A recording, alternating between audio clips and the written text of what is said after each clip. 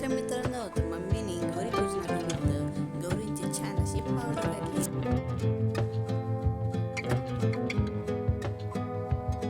तर इथे आता माझ्या मम्मीने केळीचं पान ठेवून त्याच्यावरती दिवे ठेवत आहे, दिवे प्रज्वलित करण्यासाठी.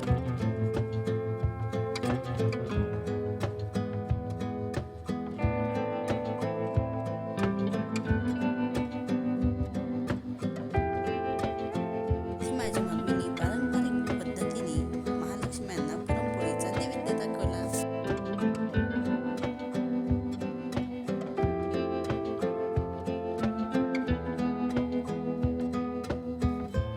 नंतर मग दिवे प्रज्वलित केले जातात.